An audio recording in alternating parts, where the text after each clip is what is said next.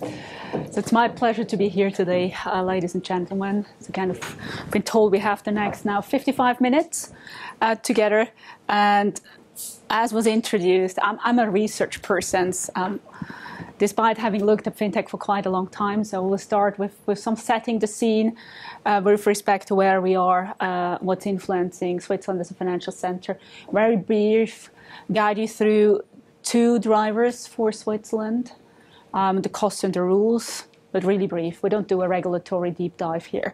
And secondly, where the growth is, and then spend the most of the time today looking at FinTech, looking at examples, contrasting what we call enablers, disruptors, and certainly as well looking at what Switzerland needs with respect to get its full value with respect to FinTech.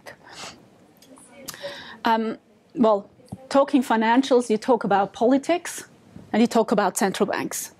I think that's absolutely crucial to understand.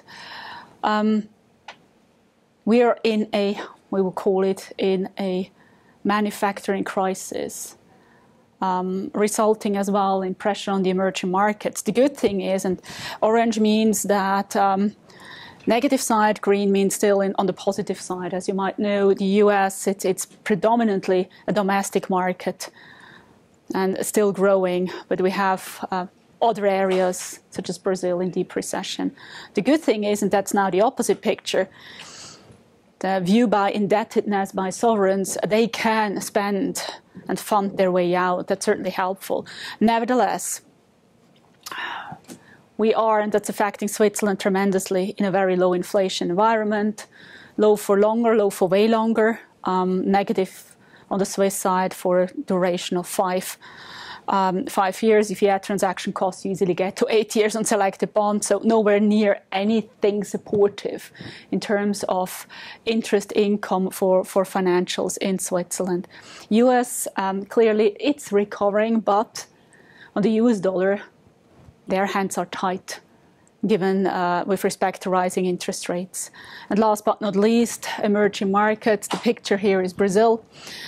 Well, it's a harsh recession. That's the green line. The good thing is we already see some green spots here in red. The Brazil services PMI is starting slightly to recover. Uncertainty in China, very brief, just one picture here. And Europe, well, there is some growth, slow. But look at the unemployment levels. That's Spain, the grey one. Well, it's improving, but from very, very high levels. And consumption, again, is losing steam already in Europe. So interest rates, low for longer. And in the end, what does it mean for Switzerland and the Swiss financial center? It means that we have a currency that's still attractive.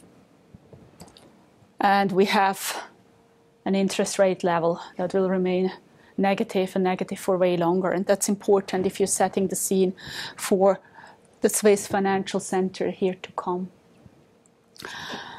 Switzerland, and we're good in complaining, I think, in Switzerland. Our glass is, as always, more than half full with respect to what the current setting is, but also, and we'll come back to that, with respect to talking about FinTech. We're slightly decentralized and not good organized. You could claim that. But the scene, be it on the financial side, also be it on the FinTech side, is very vibrant. So we're talking still 2.3 trillion offshore wealth. Keep in mind, Hong Kong, Singapore, we've combined here. Talk about 1.4.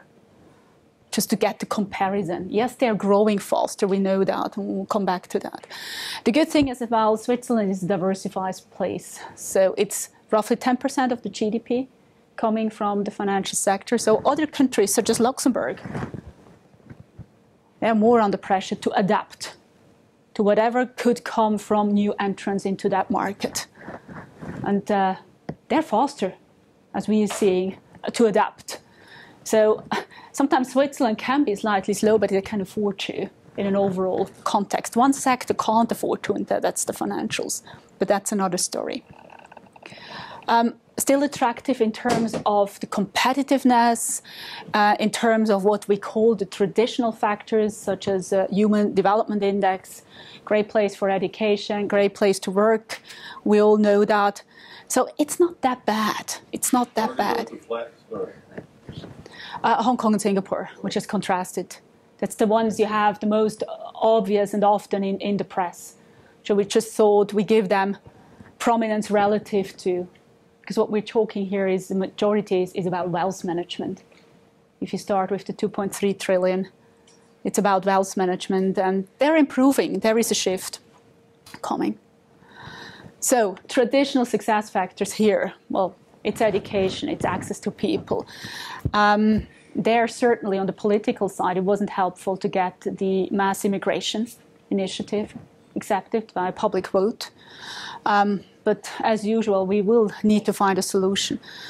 Market access, and that's something I can only stress here.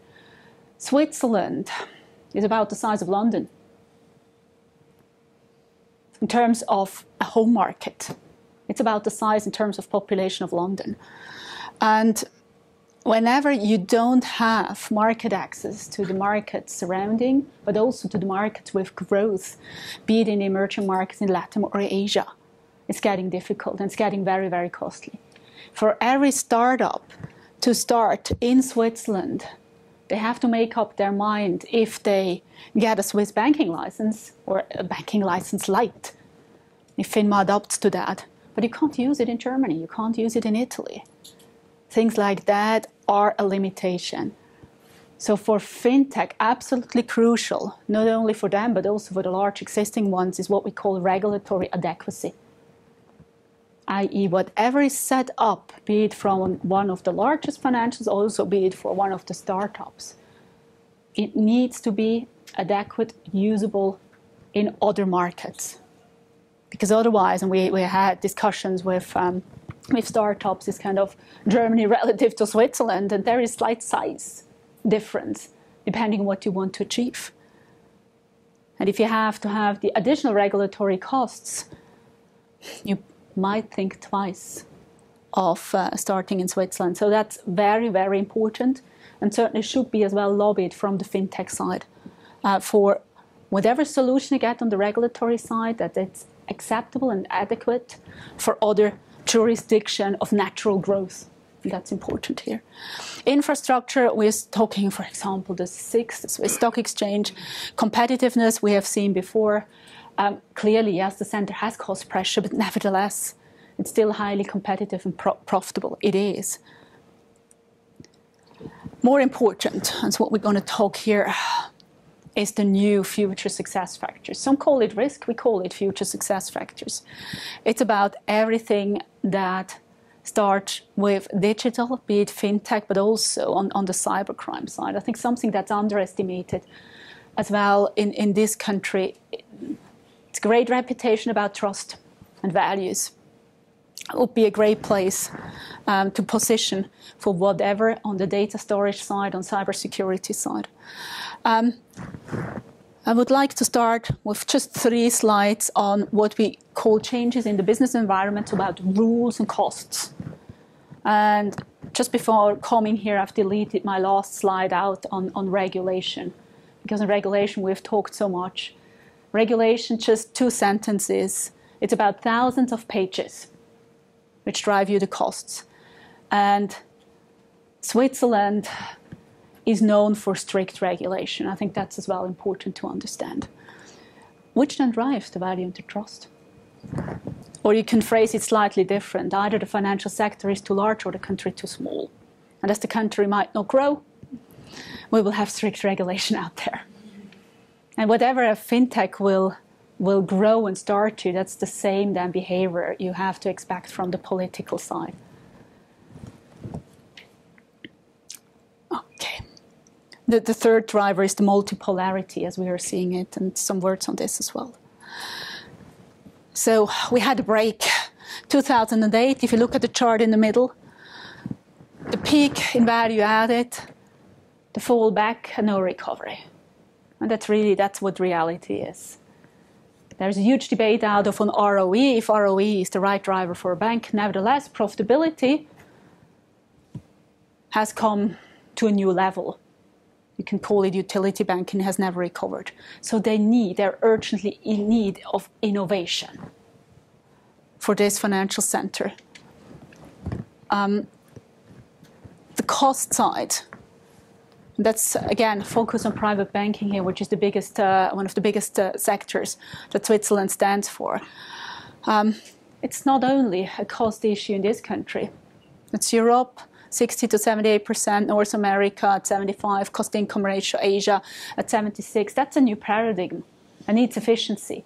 And that's great for FinTech because banks are in need for enablers, so accelerators, but also this opens a vast opportunity in terms of business out there for the ones that are able to do it directly for the client, transparent, cheaper, faster. This is currently what we're seeing. On the right-hand side, that's the concern, the majority of concern. While we have plotted Singapore and Hong Kong before, you can see they're on a different scale for the time being. They might be on a different scale if you compare the growth, so growing above 10% both versus the Swiss one at slightly slower growth rate, or at a third. Can you see any impact from the add-on of additional distribution channels that is coming from, obviously, from the white money strategy, where you need to split up the distribution channels in much more granularity, which is Swiss special a little bit? I mean, can you see that somewhere in the cost structure? I think on that it's more about the automated information exchange. Okay. What would massively help to have no Swiss banking secrecy in this country. For any international player, you want to handle your client data uniformly. If you have to treat the Swiss platform different than what you can treat the international client data and flow, it just needs two systems. So you're saying the banking secrecy has become a competitive disadvantage now? For the international ones. For the pure Swiss ones, we've heard their lobbying yesterday out of Bern. There are differences. Of course, you want to handle your data only once, as efficient as you can do it. If you're only in Switzerland, it doesn't matter. And you don't. The only thing, if you're only a Swiss bank, I would even argue you don't want to change anything. So by getting rid of the banking secrecy in Switzerland, you would need to change some things, and you don't want to spend that. And of course, then you lobby against any change. In an international setup, it's a clear cost advantage to have the same setup for all the regions under one standard, which is going to be the OECD automated information exchange standard. And now you treat your domestic clients differently than the other clients, which is first of all costlier, difficult in terms to do data analytics, and might give you some insight why at least one bank was in the headline by IPOing part of its Swiss business. It's a Swiss bank. It's a different regulated Swiss bank. And I think that explains as well nicely aligned to what we have seen yesterday out of Bern. So there's a change coming. That's for clear. Number of banks in Switzerland, minus 40%. Well, at least it's over the last 11 years, and it's continuing. This is continuing. We just had FINMA sending one bank in liquidation. You might have seen that. There are further takeovers, consolidations ongoing, and that's based on SMB data. And we expect this trend to continue because the 100 and the thousands of pages on regulation, that's just simply costs.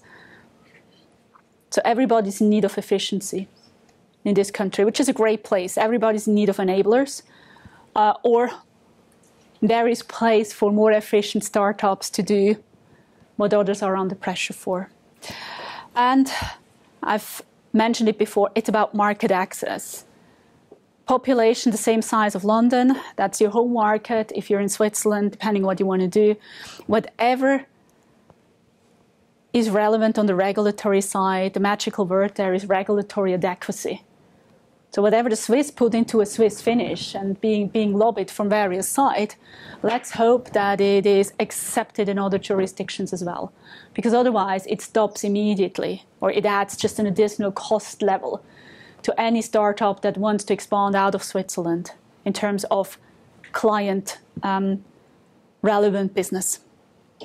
That requires regulation that has, in the end, implication on the regulatory side. The second driver, which in my view is one of the strongest drivers in terms of digitization, is what we call the multipolar world shift. And that's our OECD data. And I don't know if plus 3 billion in the next 90 years is still correct. You might have seen the decision in China to have 2 children. So maybe we need to correct that upwards. But anyway, there's a massive, massive global population growth. And in particular in regions where there is no pension system. But they all are growing in what we call at the moment the emerging middle class and have to save for their future. So what we talk here, that's out of one of our consumer surveys, we're talking 2.5 billion of people that are able, and we define as middle class, they're able to spend $10 to $100 a day. They're in need of financial advice. How the heck can you advise 2.5 billion of people by traditional financial advisors? Well, we better start educate them today. We need other solutions. And that's just the paradigm in our view for efficient digital solutions. It's one of the biggest drivers in wealth management for fintechs. And clearly, biggest hurdles, if you look at the countries, biggest hurdles are, again, regulation, getting market access. But why not position as an enabler? Because all the Indian and the Chinese banks, they are not experienced on wealth management, but they will have a client base that's urgently in need of advice. And this will grow over the next 10 to 15 years. That's, in our view, one of the biggest drivers for fintech, be it from the pure robo-advice up to the motives, eToros, kind of optimization on ETFs, up to new models that will be developed. So 2.5 billion, that's a great market potential out there. It's 5 times the OECD volume. Just putting Switzerland in context again. Majority of the growth, right-hand side, that's the light blue part, is Asia. On the left-hand side, that's the opposite. That's the old age dependency ratio. The red line is Japan, i.e. a country that's aging tremendously. And by the way, China will go into the aging path soon. Now they've changed to 2 children per couple. This might help a bit, but that's as well, in my view, one of the crucial United Nations data on aging. And at the same time, aging has an impact on growth, and aging, of course, has an impact of financial advice needs. As you can see, various of these regions, which we see these days as one of the growth regions, they will be, it's not the near future, but in the distant future, will be really in need of systems to fund their people through. And this can only be through more digital solutions, in our view. On platforms, of course, it needs as well the brand, it needs the trust. It will be regulated, but that's a huge market potential. I think that's the best entry we can do into what is about fintech and how we see that, as well as how we see the cybercrime and the potential there. And what I haven't stated at the beginning, whenever you have questions, please interrupt, because it should be a lively discussion here as well. So how do we look at a digital world? It's the biggest country in our view. And important as well, and in research we have that on a daily basis. 90% of the data, or even more now, has been produced over the last couple of years. Now in research, you only see, it's like an iceberg. The majority is underwater and only the small part is up. You only see what's up there and the rest you don't see. So you need other means, even in research, to understand what is driving the market and why certain asset classes are reacting the way they're reacting. And I think the most staggering is on the consumer behavior, just to use one data here. Consumers consult 10 stores, and of course they don't walk there. The same with finance. They don't sit with financial advisors and check the service. They increasingly do that online. And of course, at opening hours when banks are closed, evenings, weekends, this has massively changed. You've heard all of that, I assume. So where are we in terms of the banking system? And I wouldn't say that the traditional players are face-to-face and delegate your system only, but that's the most extreme, i.e. discretionary mandate, 1 meeting a year, 2 meetings a year, up to completely self-directed, optimized portfolio, everything online, never seen one person behind. Somewhere in the middle, we might have, in the end, the final majority, but certainly not where the traditional players are in our view right now. And they have to move, and they have to move fast. Because if you look at who is looking at it, let's start with the lower part. It's a huge client base. We're talking Alibaba here. They have a huge client base underneath. It's not only the banks that have a client base, but also for them, China, you've seen the data before, could be certainly an interesting way into. The banks are not completely asleep. BBVA, and I use this example because BBVA was in tremendous pressure. They had a full-blown real estate crisis in Spain. What they've done, they've used already negative quarters and results to invest. Others haven't done that. Others haven't invested in ITs. They have. So as well, at least they're really good in gathering information on the innovation side. They have invested in startups and trying to test there and getting a solution for their clients out. So the banks have been waking up to it. But is the competition coming from Facebook or Alibaba, right? Perceived brand where you say, well, at least the user base has trust in them. So if they could come up with a banking license, Google, Facebook, Alibaba, say, well, you're a trusted user group, you trust us, open an account with us. What's the competition for the traditional banks? Because, I mean, obviously, technology-wise, they're at the forefront. Yeah, they're way faster. Saying, well, they're way faster. In terms of payment system, I think they're already there. That's gone. Okay. Payment system. Wealth management? If you think about difficult. Google, what they could do. Yeah, they could, but the behavior we're seeing, and just take Bank Hotinger last week as an example, up to 100,000 is secured. Okay, everything above is gone. We have an insured deposit fund here in Switzerland of 6 billion. We're talking of a couple of Swiss francs in terms of an UBS. But that would hold true for Google and everybody, right? We know Exactly. 100,000 is the max. What I want to refer to, if they grow into that, they will need to become part of this, i.e. they will need to become regulated, pay into insurance funds, and then deposit insurance fund, and then they're treated the same. They're faster, they're more flexible and hopeful. Let's hope that they're immune to cybercrime. So That's then the- you see them more focusing on certain aspects of the industry.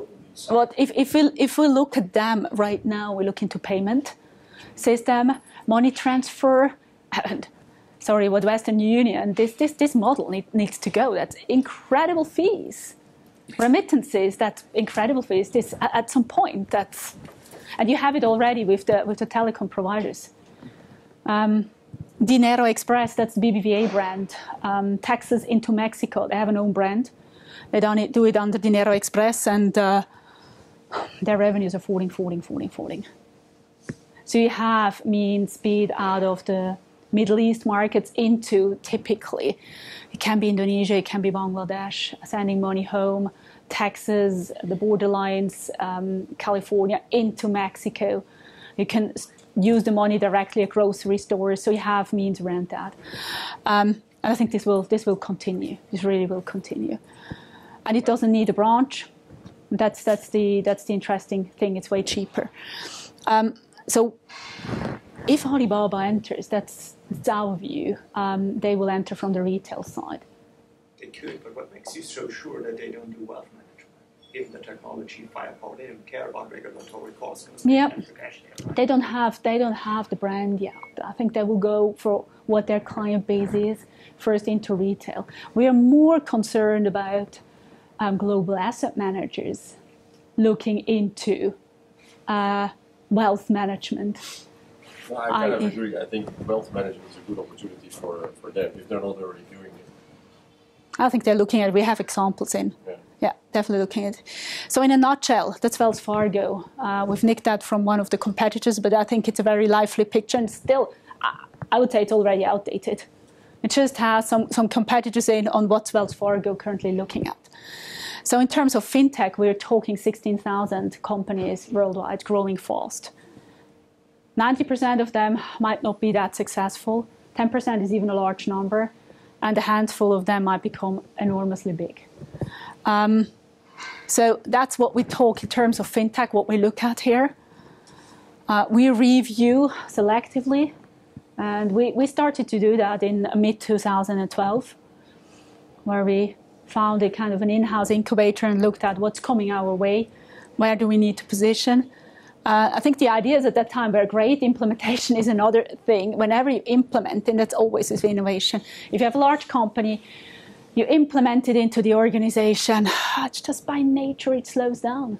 Depending where it is in the organizational structure, you have, let's call it openly, you have kingdoms left and right that fear loss of revenue streams, and how can you disrupt that?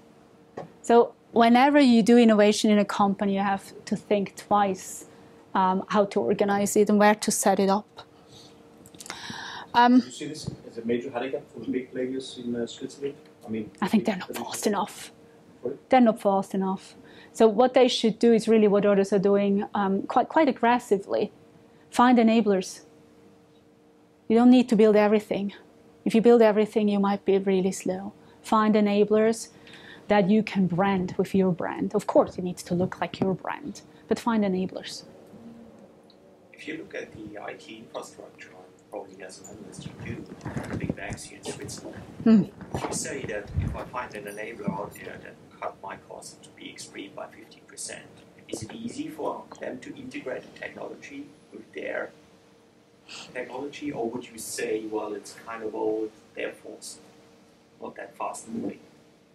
Well, certainly it's not, and I think that was in the press constantly. It's not the newest infrastructure. Nevertheless, just looking at research and the area I'm in, we've collaborated with some of them, and you can build interfaces. That's not the issue. Okay. It's not the issue. What's slowing it down is if it's a larger project, it's more the budget process, that's an annual process. Things like that you have to get rid of. But if you do it in a smaller scale and then put it out, you can be quite agile. You really can be quite agile. So it's always a bit of corporate culture, and corporate culture is never one culture within a company. It really depends on what you're looking at. And I think there are very, very vibrant areas within the banks, if you look at it. But certainly if it then comes to the huge backbone systems, then it's slowing down. Certainly not helpful here. But still, interfaces are possible to be built. Well, we've done it for EIM exchange. That's an example of Credit Suisse. We do it on the corporate banking side constantly. So they're the same systems as within retail banking or wealth management. We're talking about the same backbone. So it's doable. It's just a question of how you set it up and how it's organized. Good. So funding, that's a US picture. But even here in Switzerland, it's always a huge debate about funding. Most of the large firms are standby with funds. So, for example, Credit Suisse has set up a fund only looking at attractive fintechs to invest. That's the US picture, and having a lot of discussions with ultra-high clients, they're really looking at ways to invest there. It's not that funding is not available often, it's the question mark how you link it. And there we could learn from other financial centers that already bring the investors and the startups into one ecosystem. And I think that needs to be improved in this country, because funds are available. We have so many requests on kind of could you give us or get us in contact with a good fintech you think would be valuable to look at. We have that. So it's not that there is no, and if you look at the cash levels on the bank side, it's tremendous what clients are holding. So they're really looking in terms of attractive alternatives. And if you look into the ultra-high space, they're willing to take as well the risk. So given the time, that's what we perceive as the success factors. What are the key risks? And the key risks are not the banks. The key risks are the larger innovators that are faster as the financial system. You mentioned them before. Alibaba would as well be one. But also the key risks are the non-regulated large asset managers. If you discuss with BlackRock, they perceive themselves as 50% tech company. They, of course, they're the biggest asset manager globally. And they just bought a robo-advisor. Yep. So you say there's also news that they're now working with Google to use DeepMind in their artificial intelligence. They're going way beyond. I would say so, yeah. I would really say so. And keep in mind, they're not regulated. They have, if we analyze them, they have a very nice liquidity pool underlying. They have the full product suite. With Aladdin, they have a great risk optimization engine. It's just everything in place. The question mark is, how do you attract the market when you've sold the product in the past to other banks, i.e., it's against your existing client's market share. And that might be a thing that needs to be handled very carefully. Because at the moment they're selling the wholesale distribution into the banks and they're into the end clients. What if you do it directly? What's the impact there? But that's a question you have to ask them. First of all, if they're interested in doing this, but it seems like a whole low-hanging fruit. And secondly, how they handle the process. Well, they might not give you the answer if they're interested in doing it. But it's an obvious one. It's a very interesting one. Definitely would look at it. So challenges for the traditional ones, you've questioned exactly that. It's implementation, speed of implementation. It can be interfaces, but it can even more so than interfaces. It's about processes, getting it approved, getting the budget for it. That slows down often the implementation more than the real building of an interface. And then it's the sheer number of fintechs. Where do you start to analyze? What's attractive? What's not attractive? And certainly, flagship events like Geneva, they just selected for their Fusion incubator, selected 10 global fintechs. They will be in the spotlight. Things like that help not only for the fintech scene, so definitely whenever you have a startup, apply for that to get visibility, but also for the existing ones to get aware who's out there. And we have in Zürich here with FinTech as well, a very nice example of setting the scene. I call it the voice. We discussed it beforehand of who is around and who is doing what. That's from Accenture. It's related to retail banking and staggering certainly asset management. Majority there is ETFs. Simple answer. You have it already. So it's not only fintech driven, it's product driven, but on digitization will continue. The second one is the deposit. You've asked before, what is Alibaba looking at? Retail banking. That's the obvious answers here. Mortgage side, still needs a lot of documentation, highly regulated. Well, in Switzerland, you try it via Valora. Maybe it works, maybe it won't work. We'll see. But the major, I would say 2015 is really about the pressure on wealth management, asset management. And next year, and a lot of ideas certainly on the crypto side, but next year will be even more on the crypto side. Value chain challenges in retail banking. we were surprised. 2012, we've done our little own analytics, kind of how lending will grow online, and it's still not there. It's still not there, and we'll come back to that.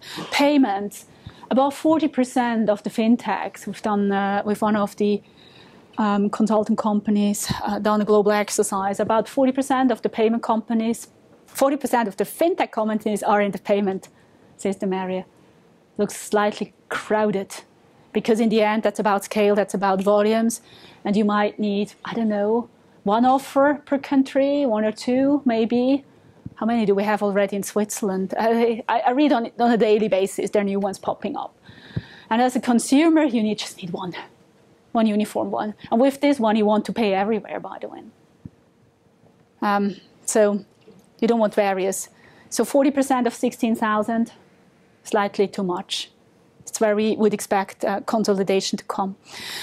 That's a very vibrant area, and it's not only asset management on the retail side, it's now really growing into and pressuring, aligned to regulation, by the way. Regulation is a good driver for fintech in wealth management, because you have to document everything, that's the first thing.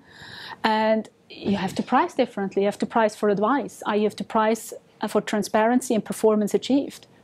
And who tells you that as sophisticated the banking process is, that one of the optimizers can't do it better? So Future Advisor, that's the one that you have to link with BlackRock already.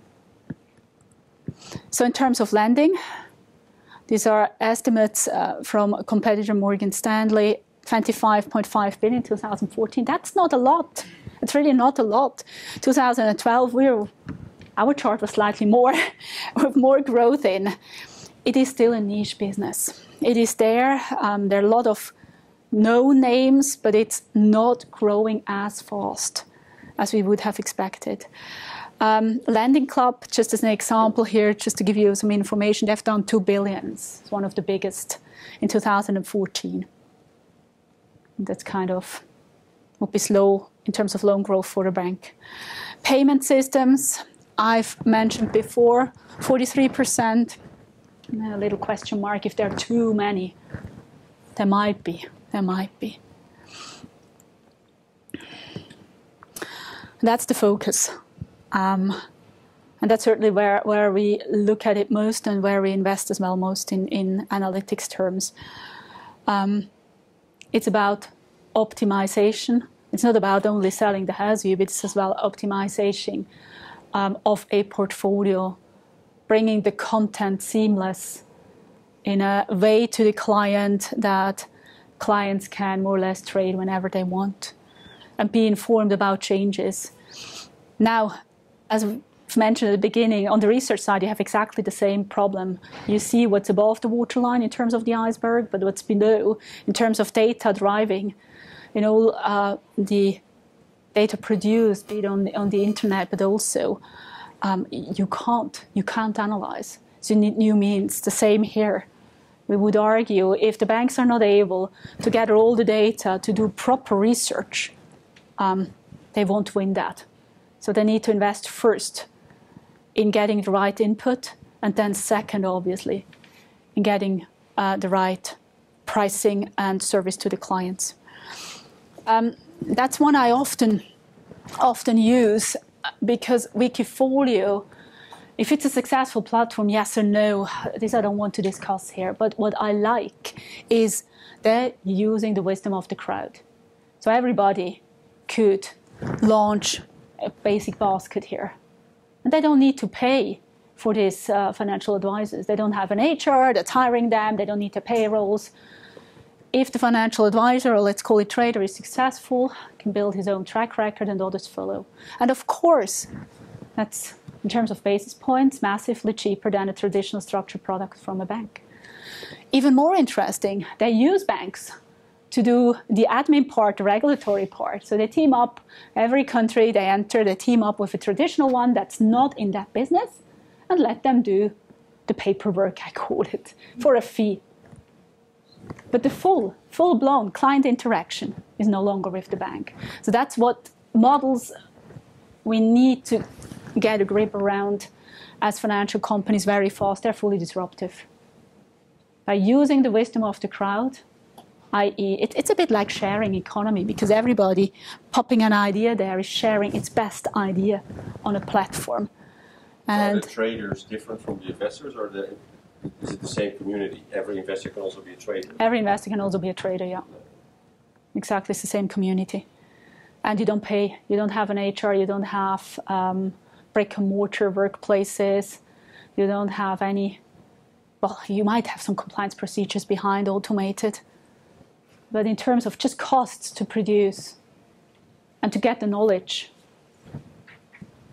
that's not a model the banks like. What is interesting to me is that I already saw a startup like this a long time ago, yep. And it was then sold to E-Trade. Mm-hmm. I mean, all of these startups already, we saw them 10 years ago, and they didn't materialize. No, they didn't. What is new now, right? What is new versus 10 years ago? 10 years ago, during the first technology bubble, I think many of these startups ended up not materializing, and the incumbent banks kind of won. Yep. So why, what's different in the current situation? If the banks do it right, they will win again. But they're slow. There are too many out there. And the consumer behavior has changed. And we had the financial crisis. So why shouldn't you give your money to Alibaba instead of, Bank of China is... Chinese banks are a bad example because they're government influenced. So, or government kind of controlled, owned indirectly. But why shouldn't you give your money to Google relative to a bank? You could argue it's about regulation. But we have bail-in on the banking side. So if anything, they will try that the retail part will survive on the wealth management part. Of course, if you look at the rules in Switzerland, nevertheless, the consumer perception has changed. That's as well a very interesting one. You can define, let's say, for every 50 Swiss franc, if you spend something, you buy something at 36, the 14 Swisses to 50 are automatically taken into an optimized ETF portfolio, and you start to save with small amounts. This is very well known. You don't feel it. It's just every little purchase, it adds up. That's a way of saving, which you don't feel. Something very close to my heart is how do we get the right input for our research unit, which we look at. We work with various ones, having the feeds. We've used enablers in Switzerland that are good in building interfaces into our systems, and we already use this quite closely for the advice side, for getting the right input, for being on top of what's happening, what the investors are looking at. That's just a Swiss example. So I don't want to go through all the slides here, but what is missing in Switzerland is a flagship event. It's just something out there where you have a one-page ad in the FT globally, where you have a one-page ad in the Wall Street Journal, just to make the voice heard. There are a lot of great startups. There are a lot of nice decentralized systems, and you can always run them decentralized, that's fine, but you need to run them under one organization. Is there not a FinTech hub in Geneva or Geneva? Yep. The FinTech Fusion in Geneva. But not in the direction that you want. That's the same, but it's Geneva. Why didn't you brand it as Switzerland? You can't brand Geneva out there, neither can you brand, sorry to be blunt, Zurich out there. I was in Geneva on Tuesday. You should brand Swiss Financial Center. And you should find someone that's standing there and is known globally for Switzerland. Again, the whole Swiss are the size of London. Okay? That's what you're competing with. That's really what you're competing with. I think you can still run these mentoring programs in Geneva, in Zurich, but it should be one kind of brand above with a face that you can market it and get your voice heard. It's really, this country sometimes it's great, it's decentralized and slow sometimes in political processes, which can help, but I think here it really should get your organization together. And they have so if you look at the FinTech Fusion in Geneva, they have the first class 2015. It's okay, 4 years or 5 years even behind what you see in New York. And they're marketing that quite aggressively. If you're a FinTech somewhere globally, not only in Switzerland, if you're a startup, I don't know, in Israel or a startup in Berlin, where would you apply? Where you have the greatest chance to get heard and to get fast business. And if you don't know, well, yeah, well, you might. If you screen for it, of course, you will find at some point Geneva and Zurich. I'm a bit, just to say it clear, I think it's a lost opportunity. We had discussions for a year in Bern. And as usual, political relative to a sector, it's certainly up to the sector and to the industry or to the ecosystem to bring it up, and then political side will support it, and not the other way around. Now, if there is nothing already set up and you expect it to grow, no one will support you from the political side. And in particular, if elections coming up, which we just had a couple of weeks ago, it's not the most prominent to wave the flag for financials. It could cost voters. So that's the trade-off you had. And I would say it's a good time. We're after elections. Let's get it done. Let's get it done. Okay, they started in 2011. Just an example. These are the classes. We have engaged with one of them quite early, with Lend2 as an example. That's a social lending platform. We're looking into this. And for the banks, it's important. Or for us, what we look at that is the value chain. How do you do lending? Enter with them a completely new market and see how it's disrupting, just to learn on kind of how they're influencing the business that the traditional banks are and how we can learn from them as well. This is the class of 2015. I think the slides then will be sent out later as well, so you can have a look at them in more detail. What I've used is coming back here. You can see we have the mentors, so the banks and data analytics. Quick, fast data analytics seems to be, if you look at the number of banks that are looking at them, what are potential usages. That's certainly something the banks, in terms of the enablers, are very interested in. CCAR, that's the US stress test calculation, value at risk, risk classes, but even down to where we get into play into fixed income research or even securitized products. So there's a huge amount of usage possibilities in terms of enablement banks are interested in. So, putting the scene for Switzerland, if you compare it to the US, they have two hubs, Silicon and New York. One is general, but both have a huge market, large home market, and I would say a very supportive political system, but also a supportive regulatory environment. Why supportive? Because once the rules are set, the rules are set. Switzerland tends to review rules every 2 years. Could help to fix it at some point. London, full political support there, of course, extremely well marketed. Screen for London FinTech, you get one brochure after the other, supported by government. 30 pages, 40 pages, very nicely made up. It's great marketing material if you want to attract fintechs as well as create jobs. Berlin, that's something that is cheap. And interestingly, even banks having outsourced to Poland quite aggressively over the last couple of years, the German banks are resourcing back to Germany. Brandenburg, Deutsche Bank has announced, Commerzbank has announced, and I think it fits very nicely as well with a vibrant startup scene. It's way cheaper. If you want to start up in Hong Kong or Singapore, just looking at real estate prices, kind of to rent an office, it's just difficult. So all the mentoring systems there are subsidized, while for other regions they are less subsidized. Focusing on market accessibility, and leveraging what Chris said before about your being very knowledgeable in Swiss politics. Where do you stand there? I mean, it's obvious, very critical. That's very clear. But it depends who you are, if it's very critical or not.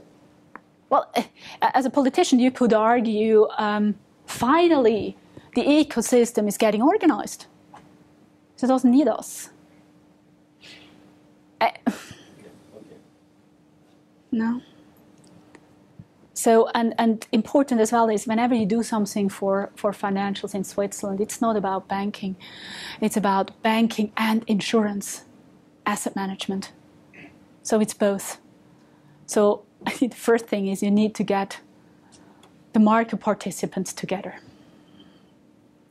And these are fascinating meetings because sometimes it's a bit opposite.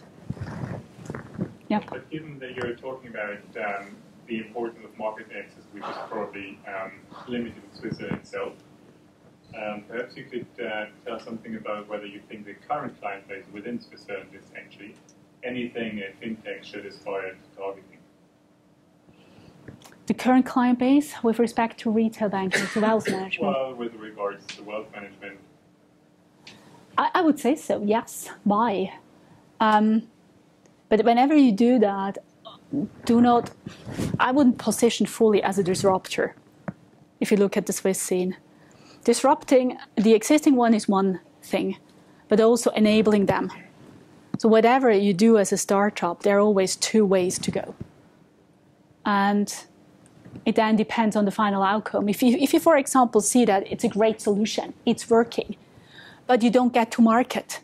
Why don't you get to market? Because you might have costs there, no agreement with regulators there. But you still can market that into one of the existing companies and leverage your way out, or start to market the solution without having a banking license to other banks. And I think these are the two ways to do it. In terms of wealth management, I think the Swiss client base is highly risk averse. Why? On the retail and on the upper affluent side, they're all aware that they're invested indirectly through their pension system already, exposed to equity, exposed to alternatives, exposed to fixed income. They are already. So what are you doing? You need to diversify from that. Real estate, tricky. Had a good run in this country. Competitor yesterday with a note that we're still in risk territory. We would agree on that. So you hold on cash.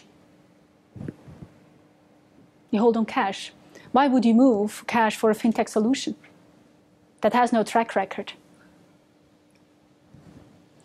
It is not simple. It is not simple.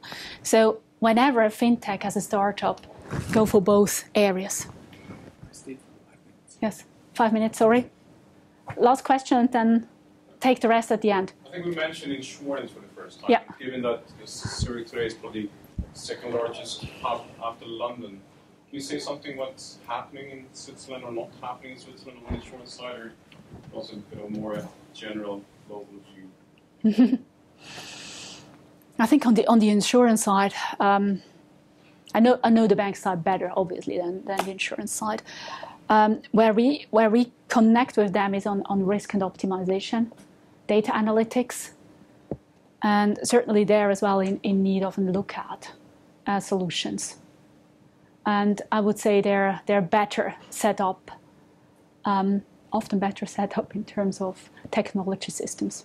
Yes, but we have John. Actually, address some of that. So last week you saw the largest fintech emerging in Switzerland, which was Flagship, which obviously not the television quite often. Also, you see, for example, Swiss Life has a small lab incubator, which is over near Fargo, and have Pioneer, who's the founder of Google, who's doing that for them. So there's things going on, and also groups like Swiss Re and others are in that space. So I can just put in a good place Chief Innovation Officer. So there's stuff going on. Yesterday, we actually hosted a delegation from the UK, including Innovate Finance, their FinTech Association, and talking with their CEO, as he describes it, insurance keeps popping its head up and then disappearing a little bit. So it hasn't quite reached the level of traction or the excitement that we see with banking and other sectors of the industry. Okay, so very brief. The Swiss Voice, I think that's how I would call it, very interesting, the Swiss Finance and Technology Association. So you have two representatives here that can give you a lot of insight into that, what they're planning and how they want to position it. And given time, typical Swiss problems, it's pretty decentralized, and get it solved. It's not about Geneva, Zurich. It's about getting it positioned on a global landscape. It can be often very academic and brick and mortar. It's just slow if you start to build, and if you have to go through a political processing if you want to build. The flagship event, the official support, we had that. You need a lean regulatory process for fintech, so dedicated FINMA entry point, but also licenses light. And in particular, they have to be accepted in other jurisdictions. So whatever FINMA comes up with, hopefully, you can use as well in other neighboring countries. What would definitely help if it's aligned to the Swiss financial center strengths, which is about wealth management, which is about security and insurance. So the regulatory adequacy, and important as well is what we see often. It's a great idea, but it's sold poorly. And I think there the Swiss not only have to come up with great innovative ideas, but also learn how to get their voice heard. If you do one of these pitching events, you see a variety of speakers, and sometimes that's really sad because it's a great idea, but it's sold in an attempt that doesn't make it. So on the fintech side, never underinvest in the way you sell things. And that's as important as the idea, I would say, often. I mean, I would add to that, it's not only sold the idea, but also marketed to the end, because look at Betterment and Nutmeg. Technology is very simplistic. It's extremely simple. Yeah. It's extremely simple. But they were quite early. They have a nice home market, even if they get only a small part of it. Right. And that helps. And that helps. And they market the hell out of it. Of course. But that's a bit of trade-off, and maybe as well a cultural shift. So whenever you have a pitch as well, maybe from other... I'm seeing you. He's approaching me. I'm getting haunted. When you have a pitch from other geographies, always try to differentiate what's really the underlying business idea and what's the innovation behind. Just a study that came out from Swiss finance startups, Roland Berger, that nicely underpins. We as well were part of that study. It underpins that, hey, it's not that bad. Huh? Switzerland has a vibrant scene, a lot of great ideas. We talked about what we could do better, and I think there are low-hanging fruits. A lot is there already. And as you've said, it's about marketing, the fintech as a whole here, and Switzerland as a fintech hub. But it's also about marketing then the ideas to get the voice heard out there. Last but not least, only one picture. That's Credit Suisse, a digital private bank that was launched. And with that...